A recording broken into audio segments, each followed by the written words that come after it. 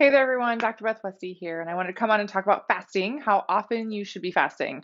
I've gotten this question quite a bit in the last few weeks, phrased in different ways, asking about, oh, I heard this is really the best thing, or I should do it this many times. Is that what's going to work for me? Or I tried to do it like this, and oh, man, I felt terrible. I felt terrible. I could not do it like this other person says to do it. What is wrong with me? Or am I doing it wrong? And so often it's not that you're doing it wrong. You're just following some type of fasting pattern that might not fit best for your specific body or what you have going on right now. So, I do have a lot more information on fasting on my YouTube channel. So, make sure you subscribe to my YouTube, which is just Dr. Beth Westie, to make sure you get notifications whenever I have new information popping up. My podcast is also called The Female Health Solution. I have a lot of podcasts on fasting as well. Again, you can subscribe to stay updated on all the podcasts that I have coming out. And then, other resources I have on fasting, I talk about fasting in my book, The Female Fat Solution, which is how to eat for your hormones and cycle. And then I have information on fasting for women in menopause in this book because it's different. If you're in a different body, you're going to need different types of fasting. Because what worked before isn't going to work necessarily again when your body changes for menopause. Yeah. And now you might be thinking, well, how do I know some of these things? Or how do I know if there's an issue where I couldn't fast like this or that? Dutch test. Dutch test. We go over a ton of information on your system, on how your body functions, and that's how we get to see exactly what your hormones are doing, how they're functioning, and what to target and what can be the most beneficial thing for you, right? We go over all these things in the 12-week challenge. I'm going to put a link right here in the comments for you to get on the wait list for the next 12-week challenge. So make sure you are not missing out. Make sure that if you want to get your own Dutch test, get customized recommendations, things like that, that you get on the wait list. So fasting. How often should I be doing fasting? I'm going to cover some background information on fasting really, really quick. But again, I have more information on my YouTube channel and everything that you can check out. But there's different types. You can do daily fasting where you do like a feed and fast window, like an 8-hour feed window, 16-hour fast window. You can do a day, 1-day fast, a 24-hour fast. I don't recommend for women to do that without eating at all. I recommend supporting your blood sugar levels, maintaining your digestive function and everything. So there's different types of fasting. So if you're doing a daily fast, which most people, which is what they're familiar with, like, oh, I don't eat until noon. Okay, but if you're not hungry till noon, that's not actually accomplishing what fasting should accomplish in your body. No, no. If you have a specific schedule of fasting, like I am doing daily fasting, and my feed window is from 8 a.m. to 4 p.m., 8 to 4 fasting. Okay, so then you don't really eat anything after 4 p.m. I'd also be very specific on when you're doing activities and working out to support your muscle building and everything else around that. That's another video. Let me know if you want me to talk about that. I can do a whole video on that. Just drop a comment or send me a message privately if you're not comfortable commenting. But that would be an example of a daily fast. How often do I have to do that for a day? Like, is doing that for one day enough? No. It takes of at least 3 days of doing that, say, 8-hour window to have some type of physiological effect and impact in the system. So just doing it one day, again, is that bad? It's not bad. It's just not going to do the thing that you want it to do unless you're doing it for at least 3 days. After that, can you still do that? Absolutely. You can do it for longer than 3 days, for sure. You can do it for 5 days, a week. You can do it up to 2 weeks. Is it safe to fast every day for 14 hours? Great question. Yeah. And my answer to that would be it depends on your system. Are you doing that every day? Have you been doing that every day for months? Because your system's going to acclimate to that. So if you're actually looking for it for metabolism tactic, the most beneficial thing is to actually go on and off of that type of a pattern. Yeah. Go on and off of that type of a pattern. So you would fast I'm going to use the 8-hour window as an example here. And again, on my YouTube, I have more videos of this kind of listed out, but do an 8-hour window, right? And then you would do that for, say, a week, and then take a break for a week, and then do it for a week, or do it for 2 weeks, and then take a break for a week. There's different patterns that you can do. And you might notice that there's different times of the month that you feel better doing fasting than not. These are things that you can experiment with and check and see how your system responds, right? So that is a pattern of it. But I don't recommend doing, oh, I'm just eating for this 8 hour window and I've been doing that for the past year consistently. Oh, okay. And again, it's not a bad thing. It's just what's the purpose behind that? And if that's something that you just like doing it, it works for your lifestyle, cool, great. But if you keep things consistent like that, it doesn't necessarily push your metabolism forward. Yeah. So there are the different types of fasting that you're doing, and then how often would correlate to the different type of fasting that you're doing. There was another comment here I don't want to miss. I've done a 60-hour fast. Yes. Yeah. So that's an intense one. That's aggressive, Amy. Getting after it. Yeah. Um, Most people don't start with that. Most people cannot just go from 0 to 60 their first time around. You got to warm up your system. You got to get used to it. You have to, fasting is a practice, just like anything else. Just like when you do, mindset work or anything like that, any other thing that you do, it's a practice. It was great. Yeah. And a lot of times people notice, they're like, I felt really good, or I had this positive impact. Cool. That's amazing. But for a lot of people, it's really tough to do that. Or if they've tried to do it, they're like, oh, I felt so terrible. I didn't have energy. How do I move forward with this? I can't imagine doing this again. You're not doing them the right type for what your system needs. And you're not really fitting what your system needs. And it's just not going to help you move forward then. Right? Yeah. So something like that, amazing. That is like super high level of fasting. um, Most people don't start there. Just so you know, if you're like, I can't do that. I tried to do just a 20-hour fast and I didn't make it. That's fine. You know what? To be totally honest, the first time I tried a 24-hour fast, I crashed and burned big time. Big time. I totally ate an entire row of lasagna. I just did not succeed on it. And that was okay. I just tried it again a different day when I was more supported and I had better tools and I could go through it properly, all the things, right? So again, it's one of the things, like I've done it where I've crashed and burned and not been successful, but you can always try again, or you can always figure out how to navigate it so it works for you. So that's why, again, different types of fasting, find what works for you, what your goals are, all that stuff. Hormone issues. This is another big piece of it, of why fasting can be unsuccessful or feel terrible for us to go through it. We check hormones on the Dutch test to see, I always want to see how your liver's functioning, it's filtering, if you are getting enough nutrient in to support your body, right? If you can support your muscle tissue rebuilding, if your liver is processing your hormones, what your cortisol levels are, what your adrenals are doing, all that stuff, right? All that stuff. So it's really important to understand if you have any underlying hormone issues. Yeah. If you have adrenal fatigue and you're trying to do a fast and you're like, I got so wiped out and my brain didn't work and I just felt terrible.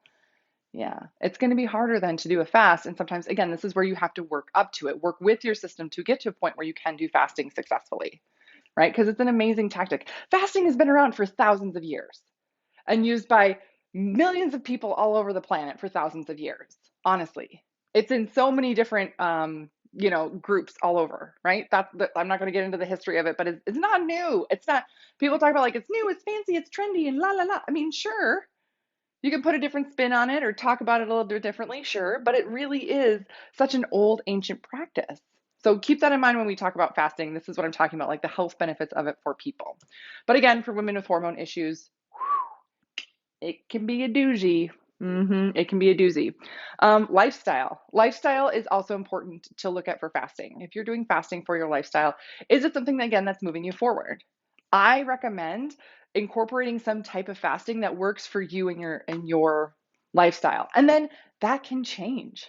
For me, for example, the fasting window that I'll choose throughout the day typically will include something where I eat a meal with my family. I have 3 kids, right? So if I'm going to do a fasting window, we have dinner at 6. My fasting window is going to be 10 to 6. Does that mean I'm going to get up super, super early and do a really heavy workout? No, because that's not helpful to support my body and my cortisol levels for a workout.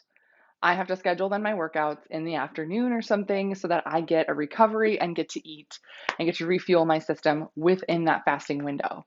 So that means I have to shift some of my schedule. Now, sometimes that's not a problem to do. Sometimes it gets a little hairy doing that, but that's what works for me. But I also then get to eat family or eat dinner with my family. For some people, that's not, they eat breakfast with their kids. That's their big meal that they share for the day, or they have a different pattern that works for them. And that's fine. Again, one is not necessarily better than the other. If it works with your lifestyle and something that you can incorporate on a regular basis, that's where you get the most benefit from it. You continue to do it. And then the last piece here I want to talk about is your goals. So if you have goals of boosting your metabolism, of, I want to lean out more, I want to get to this other level, I want to do some gut healing. There's some fasting for, helping your gut function better. Awesome. Then that's the type of fasting to incorporate. And again, having a realistic expectation for what it's going to provide for your system. Going through and doing fasting for a couple of weeks, is that helpful? Sure. Is it going to all of a sudden solve all your problems and have you reach your goal like that? Not necessarily, right? For a couple of people, that might happen, but for most people, that's not how it goes. It's a step in the right direction, but it's something that you have to keep moving forward with on your health journey to making sure you're doing it correctly to help you lead towards the right goals that you have for your system, for your body, for your results. So these are all things that I talk about, right? Your health is cumulative, and it's important to really remember that all your systems do impact your other systems in your body. Nothing works independent. So if you're fasting and it's causing you gut disruption and issues, that's a problem, right? Make sure you're addressing any gut issues too, right? Yeah. If you try fasting and you end your fasting earlier in the day and you end up really hungry at night, you have a hard time sleeping, so then your sleep gets really disrupted, probably not a good fasting window for you if you can't sleep, right? So it's all about your lifestyle, your goals, and what's going to help move you forward. So that's what I got for you guys tonight. Let me know if you have any other questions. I think I missed another question here. What do I think about drinking ketones? I don't drink ketones. But your body's supposed to make ketones, right? But you're also not supposed to be in a ketogenic state all the time for women because it does something different to your endocrine system because of how the female body processes hormones differently than the male body. So there's that. If you have something specific in mind that you're thinking of, you can always send it to me. But just in general, that's not something I typically recommend for women, especially with hormone issues. What's a good meal to break a fast and not gain fat? Ooh, that's a great question. Breaking a fast. Breaking a fast, what does that mean? What do you do? It's broken. My fast is broken. So you want to break a fast. Again, whatever type of fast you're doing, you want to make sure you're doing it for your system, your goals, your lifestyle, all that stuff, right? But to start eating again, the one thing that can be a little for your body is if you've done, say, the 8 hour, 8 hour feed window, 16-hour fast window. So you just went 16 hours without eating, and that may be really different for your gut. Maybe your body is not used to doing that. You normally eat like a 12 and 12. Right? Like, oh, I eat breakfast around 7 a.m. and I eat dinner around 7 p.m. That's a 12-hour window. Your system is going to be working and doing things 12 hours throughout the day. That's fine, right? All of a sudden you're narrowing it down and you're like, oh, 12 to 8 hours, that's just 4 hours. That's not that different.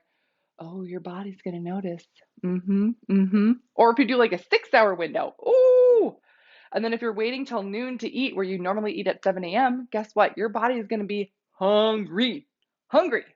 Right? You should be hungry. And then all of a sudden, if you're super hungry and you're like, yes, I get to break my fast. Eat all the food. Super hard in your gut. That's a lot of activity for your digestive system. A lot. It just gets them bombarded. So that's going to be hard. So I recommend having as a first meal something that's easy to break down and digest. Something that includes protein, fat, and carb. So you're going to want to include, I'm just going to write this here. You're going to want to have protein, fat, and carb in combination, a complete nutrient of some kind, right? Complete nutrient of some kind. And you want it to be easy to digest. So not a salad. Not like lots of leaves or raw veggies or something like that. That's a lot of fiber. That's hard on the stomach. Not like a steak. just a big hunk of meat and a salad. Now, does that mean that that's unhealthy? No. It's just if your body, if your digestive system has been resting and then you try and make it do all this work. I mean, imagine if you didn't train, you weren't in shape, you didn't stretch, you didn't warm up, and all of a sudden you had to run a half marathon. That's not going to feel good, right? Same thing with the gut. If you all of a sudden are depriving it of all this stuff, and then all of a sudden you right on your system, yikes. So ease it in, so sometimes it's whatever types of foods that is, protein shakes, protein bars, easy way to get these complete nutrients in a gentle way. You can have like in the morning if you're breaking a fast, protein, fat, carb would be, again, like what I had for breakfast yesterday morning. I think, did I post it? Can't remember if I did. Eggs and I had greens for fiber, and then I cooked it was Power Greens, which is from Costco. I love Costco. Spinach, kale, and chard that I sauteed in avocado oil. So I broke it down, easy to digest, all that stuff. And then I had some gluten-free toast, protein, fat, carb. There we go. And easy to eat, right? Like easy to eat. I sauteed the greens so they weren't super fibrous, easy to digest. And then eggs, pretty easy to digest, right? Yeah. Yeah. You could also do oatmeal with protein powder in it. Easy to digest, something that's nice on your tummy. And if you have digestive issues, you might have to take it a step back even, you know? I have a friend who does, she'll make, she'll put collagen and then just frozen fruit in a little blender and that's what she breaks a fast with. And then waits an hour and then she has more food, food, because her gut can handle it then. It's broken things, it's warmed up, it's getting going, all that stuff. But there's also some other morning drinks and things that I do recommend what we talk about in the 12-week challenge that can help prime your system to start breaking things down and digesting easier and better. Yeah. So great question though. Great question on what to eat breaking a fast. Yeah. So that's what I got for you guys tonight. Let me know if you have any other questions. You can always drop them below, and I can do a whole other video on it if you like. Otherwise, have a great rest of your night, and I will see you later.